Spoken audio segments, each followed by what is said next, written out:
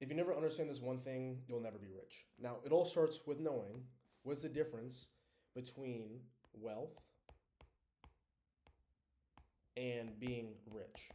A lot of people think these two things are the same, but they in fact are not. Rich means you make a lot of money compared to what the average is. Wealth is a ratio. Now, why is this important? Well, there's a lot of people out there, well, not a lot, but there are a lot of people out there that, for example, make, we'll just say 200 grand a year. So they make 200 grand a year. But then, for example, we then have another person who makes 50K a year. This is what most people in the United States are making. So they're making 50K a year, but this is the thing. The person that makes 200K is, guess what? They're spending 200K. So they're spending all their money. So even though they're technically in upper class, they really aren't because they're spending all their money. Then from there, we have the person that makes 50K a year, but they're then investing 40K a year. So who do you think has more money? Well, obviously, this guy. Person A, person A is making 200K a year, and person B is making 50K a year. So even though this person makes more money, this person actually has more money because the only thing that actually matters is how much money you have, not how much money not how much money you don't have. I don't give a shit if you make $1 million a year. It's just like a business. Would you ever want a business that makes $1 million a year in revenue but has no profit? No, that's exactly what a non-for-profit is. So that's pointless. So what you want to do is you want to focus on this. This is the most important equation that you need to understand if you ever want to build any financial wealth. Now, this is a lot of things people confuse. Guess what? The reason why so many people think that if you want to be rich, you have to be wealthy is because most people that are rich were wealthy and then they then became rich. Because what happens is eventually you build up your investments, right? You keep on investing, and guess what? Eventually you make so much money from investments that your investments will make more money than you could ever even earn in a year. And this sounds like a dream to so many people, but it's actually extremely simple to do, and I'm actually going to show you later how to do it in this video. Now, by the way, with no college education, you don't need an education to do what I'm about to show you. Now, with that being said, going back to this is probably the most important ratio you need to know. This is called the wealth ratio. Okay, so the wealth ratio is your what is it? It's your expenses divided by your income. So you can either do this on a year-to-year basis or a monthly basis. I think it's probably better to do it on a monthly because usually people tend to think in months, not in years. I recommend to do both. But with that being said, though, this is an example. So let's say, by the way, the lower this number is, the better. So for example, let's say you make 5K a month. Oh, so we have 5K a month, and then you then have expenses of 3K a month. So then you would do 3 divided by 5. So guess what? This is then 60%. So this person is spending 60% of their income. So this person is spending 60% of their income. Now, guess what? This is where the beauty comes in. That other 40%, what you do is you invest it, and then that's how you become wealthy. Now, this is how you actually do this in practice. Now, this is the thing, right? I'm not going to sit here and say, oh, you need to save money. Oh, you need to cut coupons. No. I mean, obviously, yeah, that is what you need to do, but that's not helpful. This is how you actually save money. So this is how to save money. And that is, the first thing is work more. Hear me out. This working more is hands down the best thing you can do to save money. And this is why. Because when you're working, you are saving money because you are not able to spend money because you are working. And then on top of that, you are also earning money. It's a double-edged sword. This is hands down the number one best thing you can do. And then from there, I would then say, when it comes to practical things, and we're literally just talking about saving, is from there, yes, are there things you can do like coupons? Yes, of course, there's coupons. Using discount codes. That's not the point. The main point of how you build wealth is you have to cut things out that you don't need. So I'm not going to sit here and tell you you need to stop drinking coffee, like stop buying coffee, because you're going to save not a lot of money. But what I would encourage you to do though is rather think in hours. Ask yourself, okay, so let's just take something very minimum. We'll just say someone makes $15 an hour.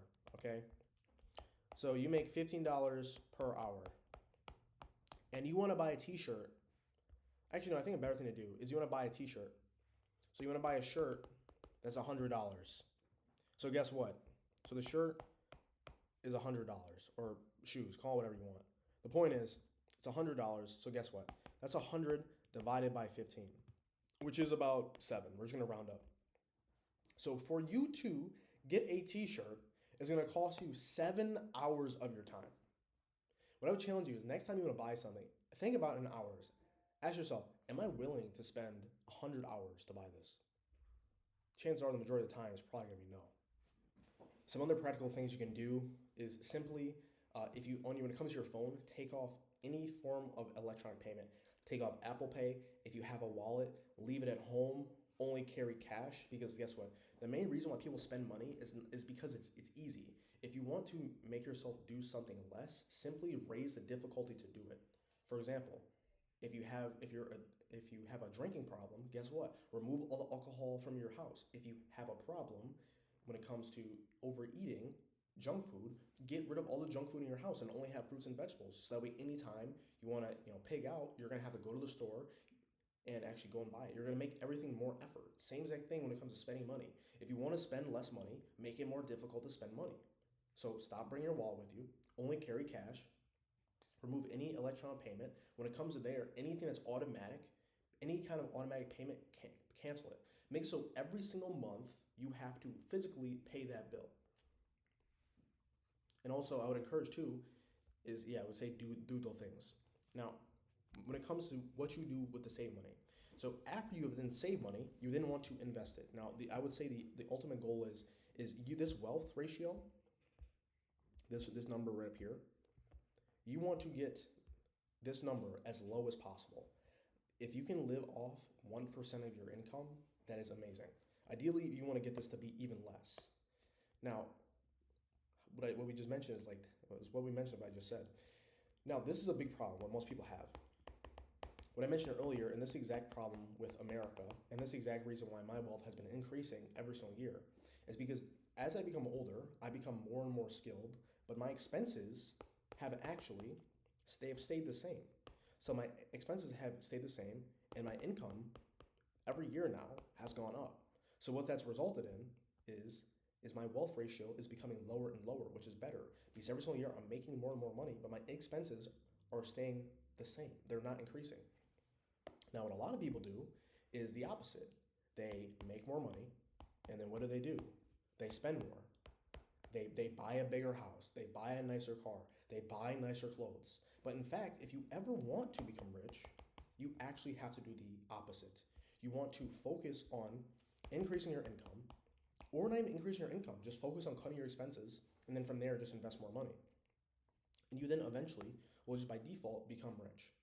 It was insane. Last year, for the first time in my entire life, I actually made so much money from my investments that I actually had to pay capital gains tax. I thought that was insane because I've been investing for years and really never had to do that. And by the way, these were dividends, so it was money that I actually received, not money that was just reinvested, which is why I had to pay tax on it. But that's besides the point. So I just want to talk about that because I've been doing this now for the past couple of years, and it's insane because I'm very young at this point, and it's only going to get bigger. Because the most important thing when it comes to building wealth is you guys need to understand something called compound interest. Now, how compound interest works is your interest builds on top of your interest. Now, I'm not going to sit here and geek out on you, but if you really want to know, you can look up a compound interest calculator. But the main thing you need to understand is wealth is like a snowball. Okay, I'm trying to make a hill, but this is really bad. So imagine this here. So this is a snowball. And then, so the snowball starts off small, but as it rolls, it becomes bigger and bigger and bigger. Because what happens is as it's rolling down, it's picking up more and more snow, and it's thus becoming bigger. And that's exactly how compound interest works. So with that being said, this is what we want to do. Ideally, I hate to beat a dead horse, but this is extremely important. Okay, from there, you either want to increase your income or cut your expenses. Ideally, we want to do both. So we want to increase income and cut expenses. But if you also just kept your income the same, you could actually get away with not increasing your income if you just cut your expenses. Now, I personally think this is the best way to do it. Now, the majority of people in America do have jobs. So these are just some things you can do to start to become more financially free. A lot of people say, I can't afford to invest. I think there's a big common misconception that people think you need a lot of money, but the reality is it's actually built in percentages. So even if you're just an average American who's making about 50K a year, okay, and then from there we're gonna assume that the government takes 30%. So that means that we're gonna subtract 15K in taxes. That then leaves you with, what is it, 35K a year after tax, and we're then going to divide that by 12 because there's 12 months in a year. And that then is going to leave us with roughly $3,000 a month. Now from here, you only have to actually invest, we'll just say something very small, and you can do 10%. I would highly recommend 10%. The more you can do, the better. Now that is $300 a month, or that's $300 a month, or roughly, $3,600 a year. Now this money grows extremely quickly, right? Now the thing that's really cool is, if you were just putting something something lower risk, like the SP 500, this is growing an average of 9% a year. So just in your first year alone, this 3,600 is going to grow another 9%. So yeah, that's like $324 your first year. Now, that's assuming the market conditions are good, but that just gives you an average. So my point is, this money will grow very quickly because the next year you'll then have more. You'll then have 224, and this number will then grow another 9%. And on top of this, you're also going to be putting money into the account on a month-to-month basis. So my point is, what we just need to focus on is it all comes back down to the wealth ratio. If you just focus on this, you will be set. Focus on that ratio no matter what.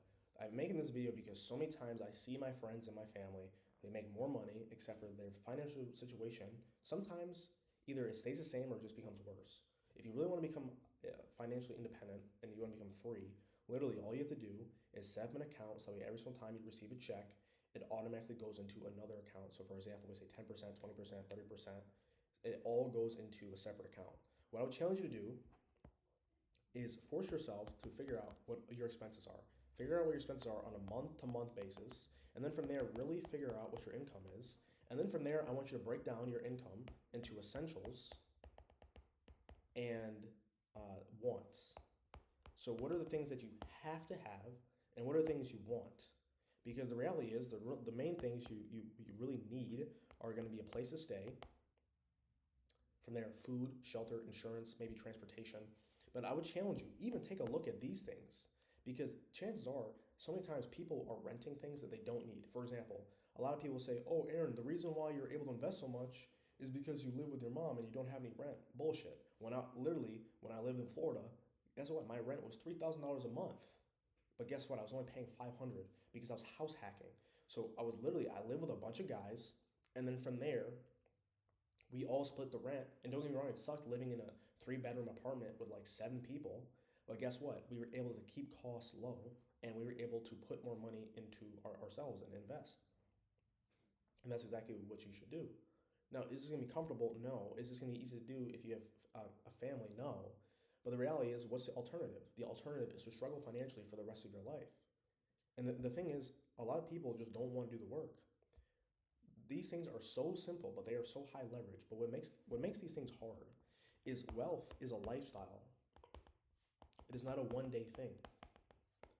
And that is it. So just adopt this lifestyle. I'm serious. Every single day, these are the things I would highly encourage you to do. Every single day, you need to track every single dollar that you spend religiously. The reason why you say that is because, there's this psychological phenomenon, what basically calls, when there's awareness, things improve. Because what happens is, usually, when people check their bank accounts, they feel pain. And because they feel pain, they don't do it. But that's exactly why you should do it. Because what happens is, when humans do something and they experience pain, it makes them want to fix that thing. So every single time you look at your bank account and it calls you like, ooh, that hurts, you're subconsciously your behavior is going to start to change. So you're going to start to fix this so you're going to not have pain anymore. So what is this going to look like? It's going to look like you saving money. It's going to look like you investing more. And as a result, you're then going to become more wealthy. And as a result of you becoming more wealthy, you're going to be able to live that lifestyle that you want to live within time.